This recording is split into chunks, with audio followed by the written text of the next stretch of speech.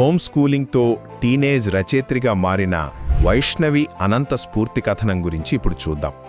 School చదువు bore కొట్టి నిజమైన జ్ఞానం ఎక్కడ దొరుకుతుందని ఆలోచించిన ఒక అమ్మాయి చాలా ధైర్యం చేసి హోమ్ స్కూలింగ్ను ఎంచుకుంది. మరి ఆ నిర్ణయం ఆమె జీవితాన్ని ఊహించని మలుపు తిప్పింది. 12 ఏళ్ల వైష్ణవికి ఆ గంటల తరబడి క్లాసులు, బట్టి చదువులు అస్సలు నచ్చలేదు.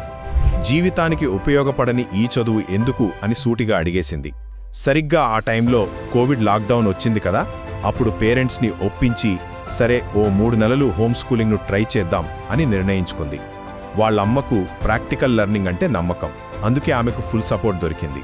స్వేచ్ఛ వల్ల సృజనాత్మకత ఎలా బయటపడిందంటే హోమ్ స్కూలింగ్ వల్ల టైం దొరికింది, స్ట్రెస్ లేదు కదా, అంతే. ఆమెలో దాగి ఉన్న రైటర్ బయటకొచ్చేసింది. అంతకుముందు పెద్దగా పుస్తకాలు చదివే అలవాటు లేకపోయినా సరే ఏకంగా ప్రాచీన భారత నేపథ్యంతో ది జేజ్ గ్యాంగ్ అని ఓ సిరీస్లో 4 నవలలు రాసేసింది. ఫ్యాంటసీ, అడ్వెంచర్, మిస్టరీ అన్నీ కలిపి అన్నమాట. మన కల్చర్ని యంగ్స్టర్స్కి పరిచయం చేయడమే ఆమె గోల్. హోమ్ స్కూలింగ్ అంటే క్రమశిక్షణ ఉండదనుకోవడం పెద్ద పొరపాటు. వైష్ణవికి చాలా స్ట్రిక్ట్ టైం టేబుల్ ఉండేది. పొద్దున్నే ఎక్సర్సైజ్, తను టేక్వాండోలో బ్లాక్ బెల్ట్ కూడా.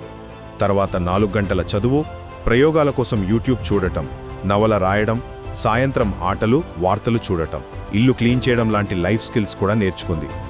మార్కుల కోసం కాకుండా ఇష్టంతో నేర్చుకోవాలనే తపనతో చదివిందనమాట. పైగా స్కూల్లో ఉన్నప్పటికంటే ఎక్కువ ఫ్రెండ్స్ అయ్యారట. లిటరరీ ఫెస్ట్లల్లో పాల్గొంటూ సోషల్ స్కిల్స్ కూడా పెరిగాయి. చూశారుగా, వైష్ణవి కథ మనకు చెప్పేదేంటంటే కొన్నిసార్లు అందరూ వెళ్లే దారిని వదిలేసి మనకు నచ్చిన దారిలో వెళ్తేనే మనలో అసలు టాలెంట్ ఏంటో బయటపడుతుంది.